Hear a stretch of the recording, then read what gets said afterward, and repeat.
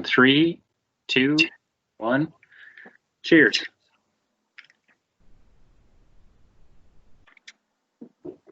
Thanks for joining me. Not a problem. Thanks for having me. Oh, no problem. How has your summer been different this year with all the COVID stuff going on versus what you usually are doing with the judging?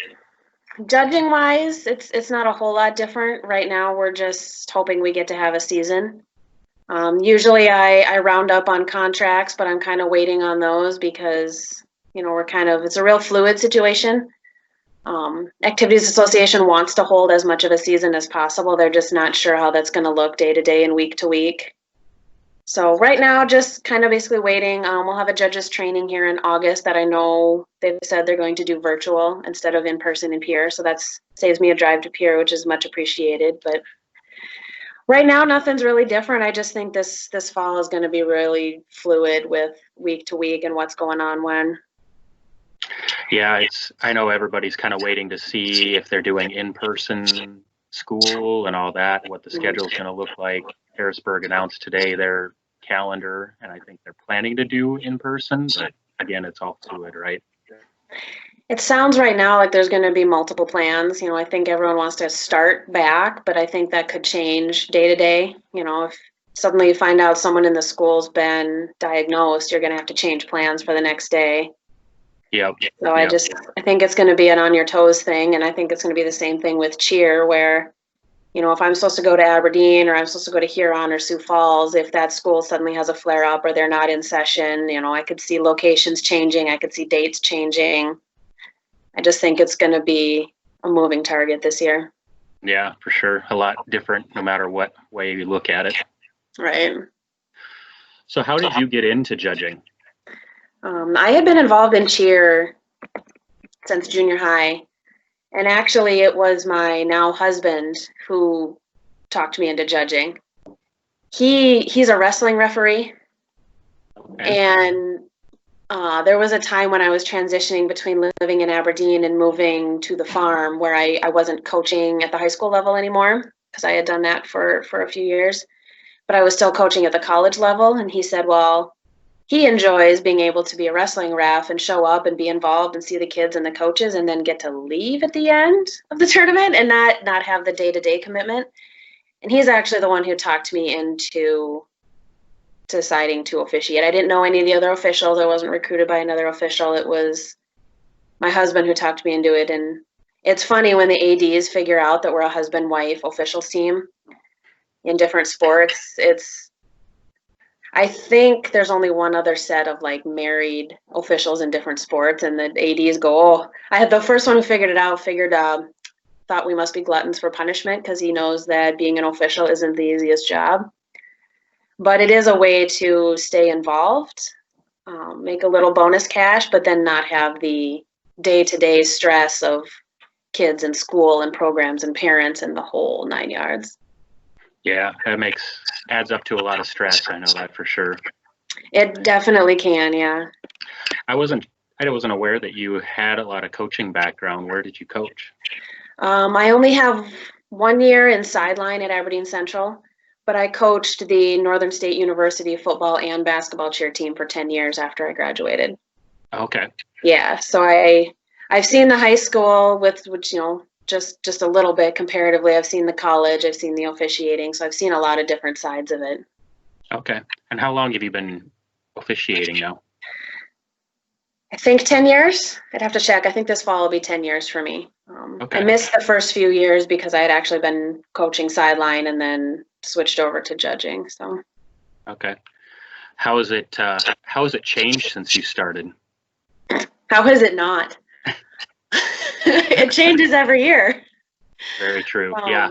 Not just the teams and the coaches, because I think unfortunately cheer gets a lot of turnover in coaches because of lack of experience. But since it's such a new sport and there are a lot of different ways to approach it, the rubrics have changed, the score sheets have changed just about year to year. Even as a safety judge, which is my specialty, our tech sheet has changed. Not as often as the performance sheet, but this year we had another change, and last year we had some changes. I think that didn't go over as smoothly as had thought. So I think that's the biggest thing is every year it's something different. I mentioned my husband does wrestling. They don't have new rules. Like one thing might change, whether they're changing weight classes a little bit or changing their weigh-in procedures, but their actual rules as far as what's legal and what's not doesn't change because wrestling is an established sport, much like I also coach track and field. I'm the head track and field coach. Our rules don't change. It's always the races and run the same way and everything happens the same way, but cheerleading is so new that it has to evolve a little bit every year to try to find a system that works the best. Yeah, and I guess it's a lot more subjective than a lot of the other sports are. You know, a basket in basketball is always a basket, and a touchdown is always a touchdown, right? Usually, but being a tech judge, I compare cheerleading to other sports a lot because nobody seems to understand what we do. So it's like if you get called for stepping out of bounds in football, or you get called for traveling or 3 seconds, those things start to feel more objective. And that's kind of what gets you into hot water as a ref. And since I'm the tech judge, the safety judge who takes points away, that's how I describe it to non-cheer people, is performance judges give the points and I take them away. That it brings up that same kind of thing where it feels more contentious just because of my role in the whole program. Yeah, I suppose it's kind of like working in lost baggage. You're never going to have a good day because a good day is you not having to put anything down on your sheet, right? Right. I like those days, but then at the same time, I'm like, did I really do my job? Yeah. Like, was I really paying attention? Did I miss something? Usually I see that at the end of the year because most things have gotten cleaned up. Rule interpretations have gotten clarified, things like that. But it's nice to have those days at the end of the year, but I don't get those days in the beginning of the year ever. Yeah, with everything changing, all the coaches are trying to figure out things just the same as the judges too, right? Absolutely. And those rule books are not user-friendly. No, they're not. I know we've had a couple of discussions back and forth when I was coaching about how things read one way in one part of the book versus another, and it makes it challenging. Oh, absolutely. The interpretation is challenging at best. It feels like that book sometimes should be more of, okay, these are the things you can do rather than all the things you can't, because it'd be a lot easier. Right. The last few years, they've started combining some of the rules sections and deleting some of the redundancy, which is helpful. Oh, yeah, that would be nice. It comes in the terminology. You know, the terminology, I think, is where I see a lot of difference, where one coach calls it something and another coach calls it something, and I use the words in the rule book and they're like, wait, we didn't do that. I'm like, no, actually you did.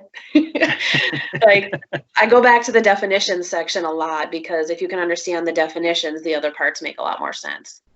Yeah, that makes sense. Terminology, then you're already lost before you read the ifs and buts in the rules.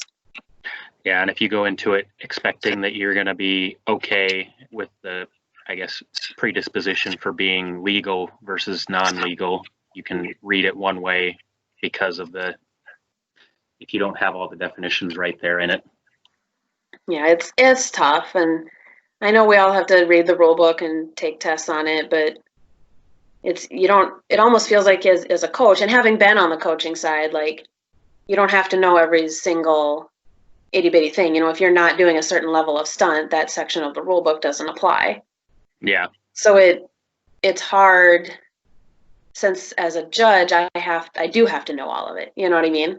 So I'm constantly flipping in my rule book and marking stuff and highlighting stuff and circling things and then rereading and going, wait, did I read that right? Is that the right rule? So sometimes it feels scattered just to try to make sure that I am sticking as close to the rules as I can. Yeah, and I know you end up consulting with the other judges too to at least make sure that you're on the same page. It's a little bit of a sanity check, right? Right. Yeah. Like, did you see what I saw? Okay. Yep. Yeah, and are you reading this the same way? You know, if you have somebody come up and challenge you, then you have somebody else kind of to back you at the meet as well, right? Absolutely. Yeah. And you do some judging for club stuff as well, right? It's not all just school.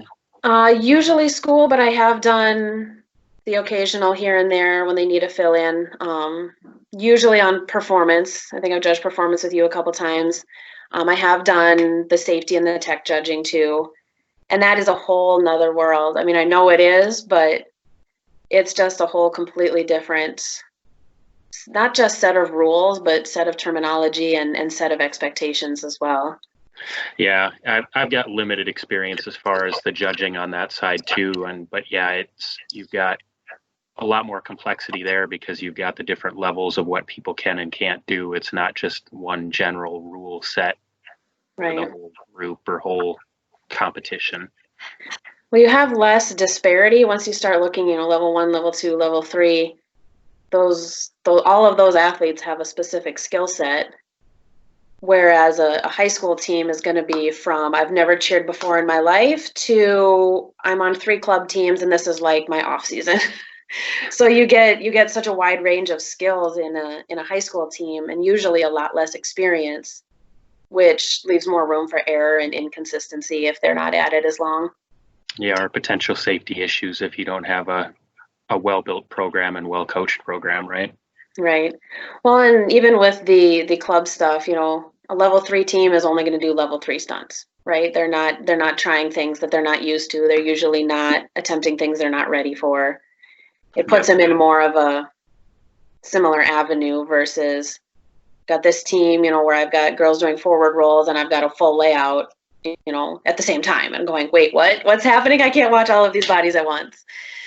But I don't want to say it's easier, but in the few times that I've safety judged club, I've had less deductions, it seems, more minor technical things, like not as major as like a safety or a technical stunting deduction, which are the bigger deductions.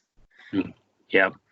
So with the high school score sheet now, is it more oriented to where a certain judge judges a certain part of the routine, or are all the judges still, like for the performance side, judging the whole routine as a whole entirely?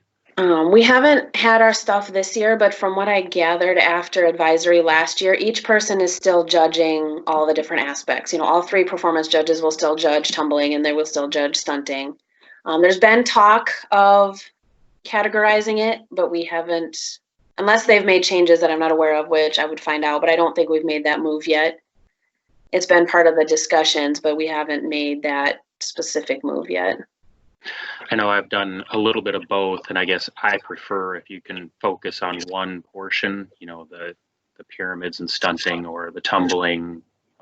I find that easier because then I don't have to try and focus on as much of the routine, and I can do a better job, not just judging, but also adding notes for improvements and that type of thing if I'm not having to focus on the entire routine. From a judging standpoint, I think it would be, like you said, more beneficial because you could get, it's a breadth versus depth thing, instead of covering all of it a little bit, you can cover one section much better and more clearly. But I can see also from like a meet arrangement standpoint, if I'm an AD, it's hard enough for ADs that are unfamiliar with the sport to get 10 judges and have 6 performance, 3 dance, 3 cheer, 2 to 3 to 4 safety judges without putting us in places we're not comfortable. But if you were a performance judge tumbling, he only needs one of those, but he's got to figure out which person is that one person, So Yeah, I could see the logistical argument too, where if we want this to be user friendly, since it's still fairly young sport in South Dakota, the more user friendly for those that are unfamiliar with the sport, the better. So I can see both sides of it too. Yeah, that makes sense. I didn't think about that side of it. Yeah, I'm sure that could make it more difficult because one, you may not have too many of one type of judge and may not be able to find another one. Sometimes it seems it's a bit of a fruit basket upset anyway. We get to a competition and someone says, well, I'd rather do dance and can I move to cheer? And I don't do safety. And you have everyone switching fruit basket upset. And then most ADs are okay with that, but some are like, no, I hired you for this and you're just going to stay there. Like, sorry, you're just going to have to suck it up today. It kind of depends on the day. It kind of depends on what's going on, but I can see where they would be stressed too, especially for a lot of sports like, football, basketball, you just hire the crew. Yep. Like you 3, 4, 5 guys always work together. You've got it down. You know your roles. Boom. Like we're done. But has there ever been any discussion about doing something like that with the cheer and or dance judging? Not that I'm aware of. We start to get a little bit like that later in the season, but I think a lot of it has to do with mileage and traveling. Mm. Yeah. Especially for me, I'm in Northeast South Dakota, but I will judge from Pierre to Harrisburg and all points in between, you know? But that's because there's not as many safety judges, and I think they're kind of stuck sometimes Oh, okay. having to go with a couple of us. But it does start to be where you get comfortable judging with other people more easily because you start to develop, you know, like for a safety judge, we pick certain parts of the floor to watch. We pick certain boundary lines to watch. Sometimes you might say, well, I'll watch the stunts, you watch the tumbling, you know, trying to get eyes on everybody. And Yeah. once you've worked with someone enough, you can pick up on that and you just know, oh yeah, I've got left front and you've got right back, you know, or I've got tumbling and you've got stunting. So some of that really just develops. Even though we don't get hired that way, it starts to develop that way later in the season. Makes sense. You develop some chemistry with the people that you see more often. Yeah. Makes sense. What's the toughest thing for you to judge? I don't know. I would probably say performance because I'm a safety judge. But it comes to the point where, and you've seen this as a coach too. You have 26 girls in a square doing 26 different things.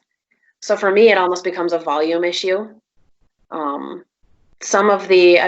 used to do some of the smaller competitions, and they usually have smaller teams, but if I'm the only safety judge and I'm watching 26 people, if I don't have a partner, I just am going to miss something. It's just going to happen. Or, you know, sometimes I've deducted for a stunt saying they didn't have contact, but they did, but it was on the other side, but I didn't see. And I just say, I'm really sorry.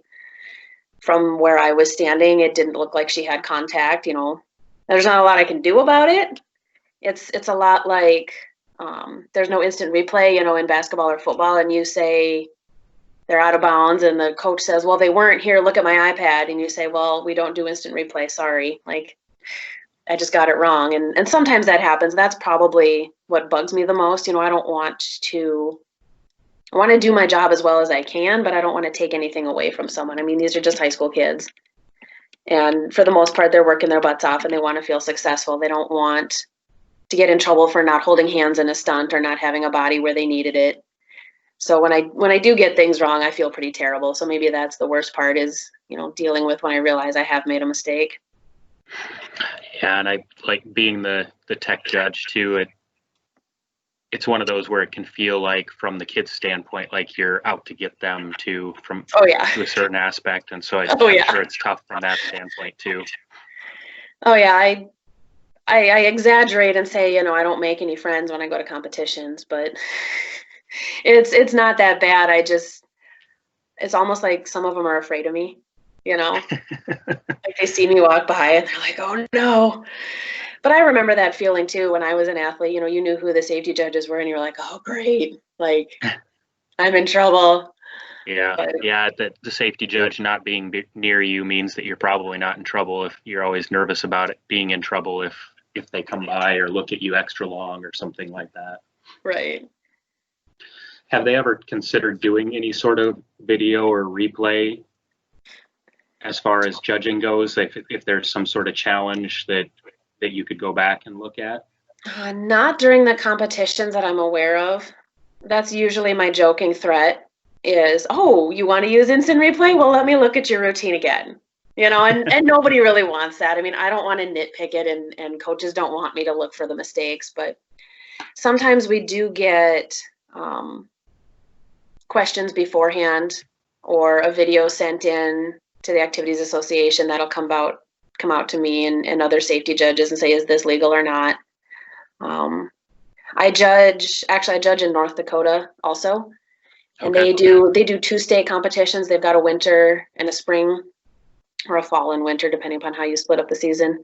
And they'll submit videos, and the night before I look through the videos just to make sure that they're okay. But we've not talked about having instant replay at the competitions, but we do some almost pre-approval, you know, where I look at something, but then it's tough because I say, okay, it was legal here, but that's the really hard part is sometimes the difference between legal is this or this or this. You know, this might be legal, this is not, and it's a difference of 2 inches. Yep. So I try to qualify those things and say, you know, as it was shown here, it's legal, because you all have coaches do that too. They'll pull me aside at a competition and say, hey, can you just watch this quick? And I'll say, well, that was legal, but, you know, Yeah, but watch out for doesn't make this. it always legal. That's where the execution and the technical judging comes in. Is it can be a difference of a few inches or a placement or just someone's eyes being focused or not on their stunt. And those are really minute differences that you can't ever predict are going to happen in those 2.5 minutes on the floor. Yeah. Well, and I know for college nationals, they do submit videos of their skills beforehand to verify that they're legal as well. So it's interesting to hear that you kind of do that with North Dakota, you said, right? They turn those in. Yep.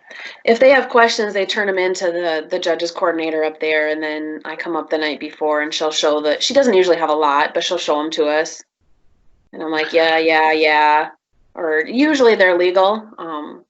I think North Dakota's program is in its fledgling stages as well. They don't have a full-fledged season like we do. So usually the skills aren't quite as challenging, and they're trying to do more with less bodies, a lot like some of our smaller teams in South Dakota do. Okay. So has there been any talk? Do you think it would be easier to have something like that going into like the week before a state or the week of state, teams submit their routine, because by then it's probably pretty polished, so that way you can verify that there's no legal issues? Or have you seen enough, and they've gone through enough by then that you don't think it would change a whole lot? I don't think it would change a whole lot, especially by state. The differences we're seeing is, you know, a stunt that falls that hasn't, or somebody that didn't make it to their spot on time, or somebody going out of bounds. Those things that once they get in that kind of supercharged atmosphere, it's like they lose focus on some of those small things, and just things go bonkers sometimes. And that's really what I end up seeing by the end of the season, is not we just threw an illegal stunt. It's, oh, you didn't make, you know, the spot didn't make it to her place in time. Or I have this internal dialogue when I'm watching, and I'll be like, don't fall, don't fall, don't fall. You know, like, there she went. Like, now I got to write it down, you know. Or you see someone on an edge, you know, and as they're running around from a tumbling pass, and you're like, don't step out of bounds. Please don't step out of bounds. Like, don't make me do it. It's more of those things we see at the end of the season, because we've cleared out most of the other ones. And you guys typically, as tech judges, try and avoid actually being on the floor. You guys are just working from the side, right? Yeah, absolutely. It would actually be a safety issue to be on the floor. Yeah, I wonder if that's why. I know when I spotted a few competitions at Minnesota when I was up there, and it was definitely one of those where you come out and then you're trying to avoid being in the way, getting back off the floor too. I wonder if that's why that's never become a thing in South Dakota. It's from the safety aspect, it becomes more detrimental than helpful. Well, it's almost a pet peeve of mine. Like, you know, I've seen it in other competitions and stuff, or even I'm supposed to have, or I want that space outside the boundary line, and some gyms don't have a lot of that space.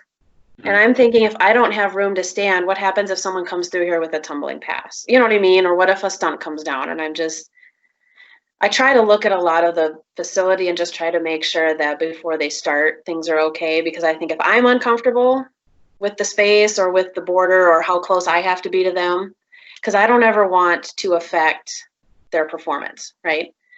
I try to make a habit of, even when I see a tumbling pass come at me, I try to shift out of their line of vision, because I don't want them to come out of a tumbling pass and like see a person.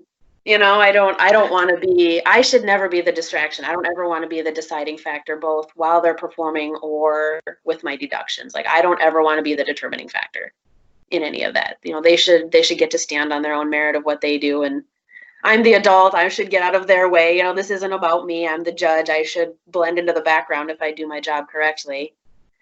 So.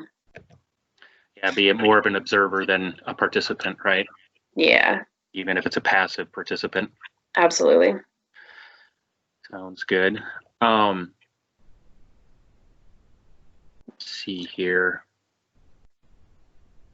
What would be the best piece of advice that you could give to a new judge just starting out, as far as in order to be successful, what would be the top thing that you would tell them? Ask questions.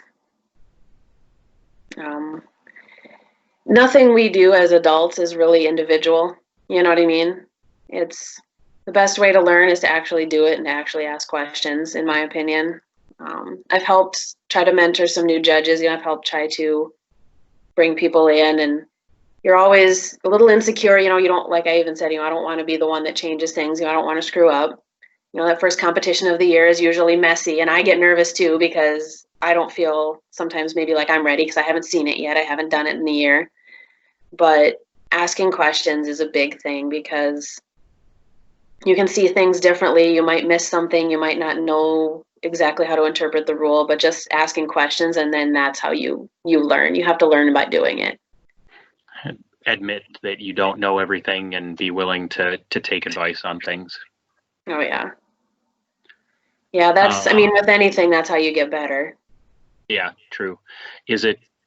Well, in your opinion, would it be harder to come in as a new judge being a performance judge or a tech judge? I think it depends on the person. When I started, I thought I was going to be a performance judge, and I did some performance judging my first year. And then when I first started switching over to safety a couple of times, I was really nervous. And as far as asking questions, I worked with Sue Cronkite a lot, who safety judged every year. She's now retired, but I work with her when I go up to North Dakota still, and she was wonderful, showing me things, helping me figure out where to stand, what to look for, and answering my questions. And she made me feel a lot better about it. And then I was like, oh, okay, like she kind of gave me that confidence. Okay, I can do this. And even if I screw something up, she helps me learn. So by asking those questions, I was able to gain confidence, and I was like, yeah, I'm done with the performance table. Like I belong on the other side of the mat. I see. Do you learn a lot then as well during your summer training, coaches training? Is that you pick up a lot of good things as a new judge there? Yeah, absolutely. We've done a couple different things in the past. Usually we have some veteran judges present some things. I've presented stuff. We have to go over all the new rules. But probably what's most helpful is, and I don't know if we'll get to do it this year, doing this by distance, but a lot of times teams will come either with one or two, especially for dance, to demonstrate dance skills. So instead of just reading it on paper, you see somebody do it. Or they'll demonstrate the difference between some of the minute differences as far as in turns or where their head goes and how that affects difficulty. And they'll do the same thing with cheer. They'll bring in a couple stunt groups, for teams that want to come and want some of that feedback, and they'll show us things and we can help them. And they also help us because we get to see it. When I'm judging, it's a lot easier to see it than to try to interpret it in the rule book. Usually what happens when I'm watching, and I don't get to see the pretty part, right? I don't get to see the front side with all the beautiful formations. I'm down on the mat, so I see I see a lot like an athlete would. But I'll watch things, and I'm not watching for this specific illegal stunt or that one, but usually what happens is I gasp, like, right? And then I go, and I start making notes about what was happening and how many bodies there were and what they were doing, so I can go back and check to see if it was legal. Because if I gasp, it's probably unsafe. If I was scared someone was going to get hurt, it might be illegal. That's usually how I go, is I go, oh, what was that? Like, I'm really glad she didn't fall because there was no one to catch her, right? And then I go back and I look, and it's not so much that I'm out there like waiting for them to do this certain stunt without a spot, right? Or she's not going to connect her hands and I can deduct points. It's more like, oh, they just threw her in the air. She didn't have a bracer. Oh my God, right? Is she okay? Is that legal? And I have to go double check. And it's more of seeing those things and wondering where they fit in the rule book. And that's easier than reading the rule book and then trying to apply it. You know what I mean? I maybe work backwards, but for me, it's easier to see it and interpret it and then find the rule for it versus reading the rules and figuring that out and then trying to apply it. I maybe go the other way, but I know people look at me funny, even other coaches and stuff, because I have all those mini heart attacks whenever I see a stunt that's like going wrong. Right. And like I'm like grabbing people or trying to dive for the floor, because I think that somehow miraculously I can get there before they hit the ground. And I think that's still the athlete and the co-ed stunter in me that wants to always get underneath whoever's coming down. And I call it the mini heart attack. And especially early in the seasons, you see that a lot where yeah. And it's usually they're just trying to throw stunts they're not ready for yet. You can tell which teams progress throughout the season and change their routine. And then you see the ones that they're throwing the same routine in August that they are on in October. It was a mess for a month.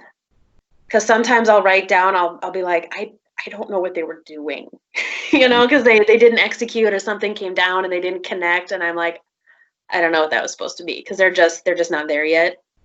And that's usually the part where I go, okay, so a bracer didn't go up, so that makes both of these illegal. And I'm like, oh no, like I write these storybooks on my sheets trying to explain what happened to the coaches. And I'm like, well, if this didn't go up and they didn't connect, I'm like, ouch, because the point deductions hurt. I know they do, but I also I kind of compare myself to a police officer, right? Like the police officer doesn't set the laws or the speed limit. They just give you the ticket, Yep. And I'm like, hey, I didn't make the rules. I just checked a box. Like, I'm sorry. Yeah. So it definitely helps in your experience too, the teams that'll start out a little bit easier to build some of that confidence and then work up from there. Oh, absolutely. The progression before or perfection before progression. Nail this smaller stunt before you start throwing single leg stunts with twist ups and baskets and just working up to that bigger routine as opposed to being messy until you can get there. Yeah, and that would be one of the biggest things, at least in my experience, that South Dakota looks for is more clean versus super difficult skill level, especially at the beginning of the season. Would you agree with that? Is that kind of the general mentality? I think so, especially with the perfection before progression. The way the rubric is set up, it's equal points for difficulty and for execution, on the 1 to 5 scale. So they're weighted the same. But if you throw a level 5 skill and it doesn't happen, you might get 1 point. So you get 6 points in that category. Where if maybe you threw a level 3 skill, difficulty 3 skill, but you executed it, you got a 4 or a 5, now you're getting 7 or 8 points. Yeah. So I do think it balances out that way if you're playing the numbers game as a coach, trying to figure out how to get the most points. Yeah. And I know when I talked with some other folks, they say eventually you get to where you're not going to get any more points by adding more difficulty. So at some point you have to kind of tell yourself that there's no need to continue doing it and add that risk of the execution deduction. Right. If you had to tell a team or a coach that you were going to be judging in the future something that would help them be successful with you judging them, what would it be? Read the rule book. That sounds really basic, and I know understanding it is a lot harder than just reading it. But sometimes it's hard because I get frustrated as a cheer judge because I have to cite the specific rule, right? In football or basketball or track and field or wrestling, they don't have to say like, that's rule 3.5A through C, right? They just say you're clasping or whatever it happens to be. So I write a rule, I try to write an explanation. Sometimes I have to I'll get an email asking me to explain it, and I'm like, but I did. Like I don't know how else to explain it to you. Like someone needs to hold her feet, nobody held her feet. Like So a lot of it is rules interpretation, and that's frustrating for me when I'm like, but I gave you a rule. Like, did you look back at the rule I told you to look at? Because I can't explain it any better than the rule book did. Yeah. So what's the biggest thing that you usually get challenged or questioned on after the fact? Everything. It's nothing one that sticks out. And it changes year to year. The kind of infractions I see on the stunt side. It used to be, having the right number of bracers for a flip. But then some of those things change. And then, the position of the bracer, we used to deduct a lot for bracers getting inverted. Well, we deducted a lot for that. Now people don't do it anymore. They know they can't drop their head down. So a lot of that, it seems like it's almost something new every year.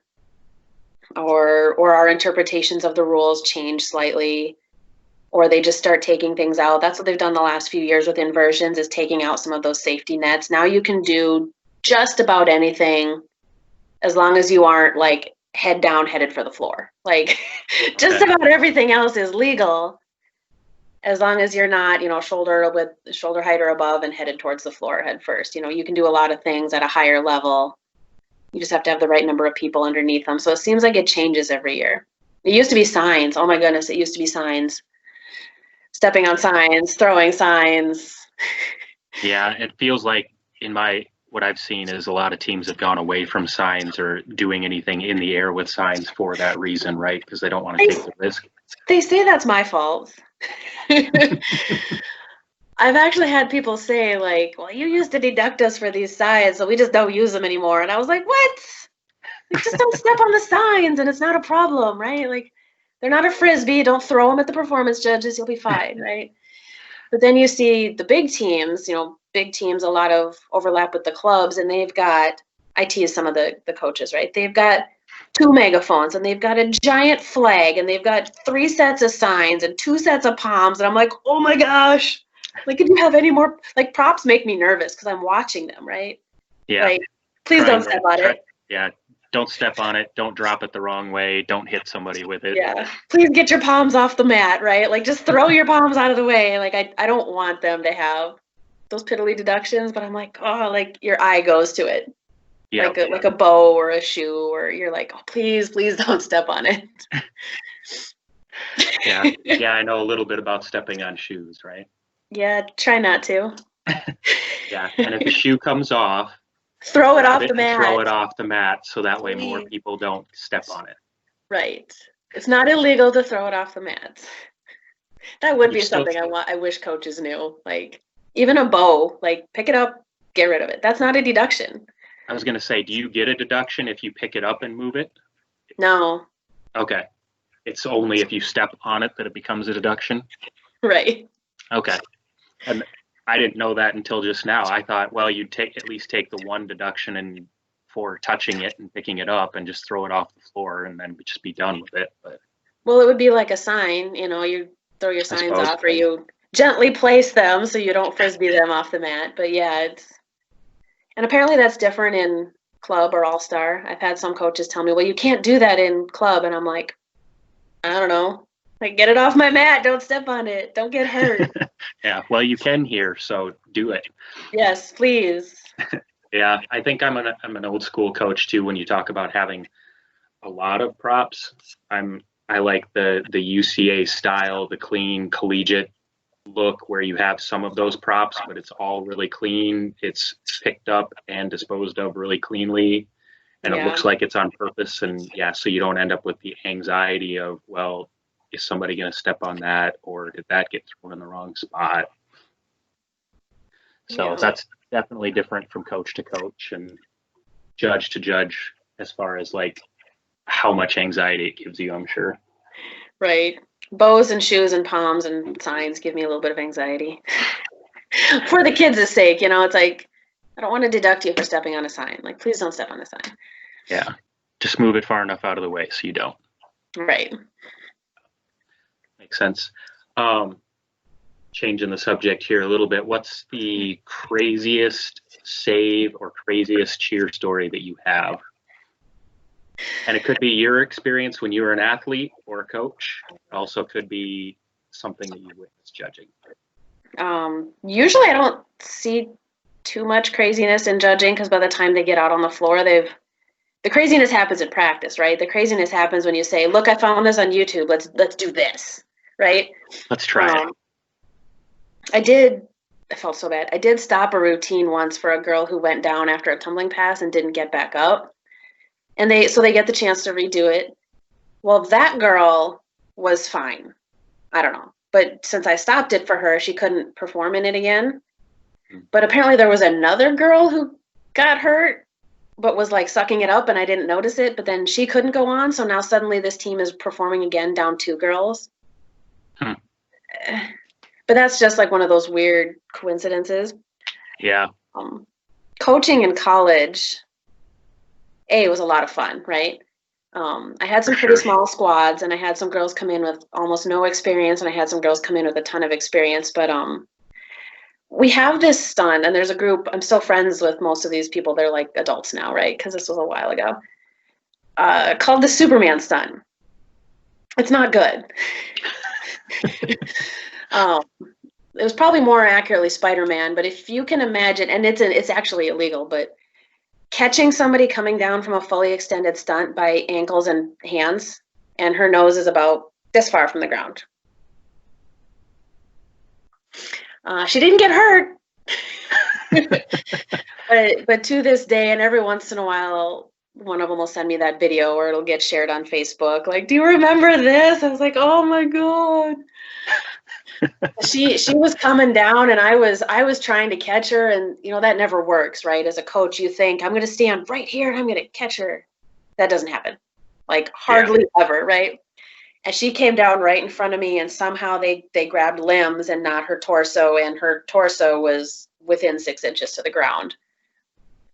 And at the college level, it's hard to earn your respect. So we were practicing in the hallway, so it was a cement floor. I'm really glad they caught her, but yeah, Superman was pretty bad. Yeah, I bet. Had lots of concussions and some really nasty black eyes. But usually those are the things you see in practice, so I don't see those as a judge. Yeah, that makes sense. Yeah, I think if I ever did go back to coaching, I think anymore at this point, I think it would probably be at the collegiate level. There's so many more things that you can do, right? Rules wise at that level.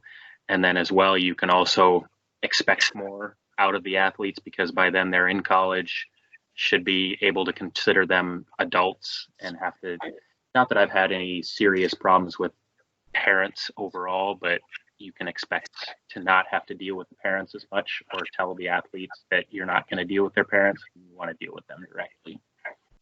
It was actually a lot of fun, coaching at the college level, because you see these girls, and even if you only practice, we only practiced twice a week. They were not scholarshiped. They're literally just there for fun. Yep. So you get a handful of girls that really want to do it, and I've mentored some of them. I've been references for some of them. I've referred handfuls of them for jobs. A couple of them are still coaching at the high school level. I've got a couple here in South Dakota, and I've got one in Colorado that's coaching at the high school level. One of my former college cheerleaders married my brother. so I've made a lot of connections, and it ended up turning out really well for me. So coaching at the college level, I think, is a lot of fun, especially because they are older, and you end up helping them with a lot more than just cheer. You help them with their major, or, they need advice on something, or you help them write a paper or whatever. And it seems to be a lot more person to person because you don't have some of the other piddly things that you sometimes have to deal with at the high school level. Yeah. And I think it's really cool when you get to see somebody that you coached go on and coach. It feels a little bit like a parent-kid type thing where you just feel proud that you were able to help develop that. Yeah, it is really cool. Actually, when I was coaching at Northern still, one of my girls was coaching the high school cheerleaders in Ipswich. So we brought them in. I brought in her squad because I had a really small squad, and they performed together, and they did a halftime routine together at Northern in front of a college basketball crowd, which as a high school student, I think would be really cool. Yeah, that would be cool. Yeah, but because I had that connection with her, we were able to put twice as many girls out on the floor, put on a little better show, and give them a really cool experience too. Nice. That's pretty cool. Yeah. All right. Well, one last thing here. Do you have any shout outs that you want to give to anybody out there listening? Officiating is a bit of a thankless job. So to all the other officials, and to Jo Auk is our person at the Activities Association, and she is awesome. helping us through our seasons every year. But the big thing I would say is, someone who maybe has coached or has cheered in the past looking for a way to still stay involved should consider deciding to be a judge, because it is actually a lot of fun and you do get to still stay involved. Nudge, nudge, Dan. It's a good I way know to we've stay had that involved. discussion before. Well, you probably have to wait about 2 years, but Yeah, I forget what the year limitation is for being out of it. but no, it's a good way to stay involved and not have to deal with some of those things. And for me, it feels like giving back. I cheered in high school and college, and I still coach high school track, and it feels like a way to give back to kids and try to give them those experiences. Help develop the sport some more. Absolutely. When I was in high school, we had competitions, but they weren't sanctioned. It wasn't a sport. There wasn't a season. We just had a couple that the Coaches Association would put on, and I thought those were great. Those were highlights. Those were fun for us. Yep. And to try to give, you've always got that is cheerleading a sport thing that I love arguing against. I'm really good at arguing. But this gives them a way to validate the thing they do. Everyone's got their thing, whether it's art or drama or sports or school or whatever. And this gives us our way to give those cheerleaders and dancers their thing. They can earn letters, they can earn all-state awards, they can win a state competition. And it seems to help validate what they do. Yep. Well, it's definitely a sport. I tell people all the time, it may not have been a sport 25, 30 years ago, but it's changed, and it is now. One of my favorite things, I started developing a tradition when I was at Northern for our I Hate Winter routine. I would get some football guys to kind of moonlight with us, right? They would come learn some stunts. Man, it was a lot harder than I thought it was. Yep. They would come in thinking like, oh, I'm this big college football player. This isn't a big thing. And they would leave practice just exhausted, and they kept saying, this is so hard. And I'm like, yeah, I know. Tell your friends. Yep. And it's one of those eye-opening experiences for a lot of people who thought that, it's easy. And I'll be like, yeah, you throw a football, it's this big. Try throwing a person. Yep. And it is definitely a sport, and it's definitely a challenge. And I don't know. Feels good to give back and do something and stay involved. And Agreed. I enjoy it. Agreed. Well, and it's good to get to have people that have experience around as well, so that way you can continue to move that forward, right? Absolutely. So, well, with that, I think I will give you another cheers. Thanks for coming out again. Thank you for having me. This was a lot of fun. And hopefully we'll be able to have you on again in the future sometime. Sounds great. Thanks a lot, Dan. Yep, thanks.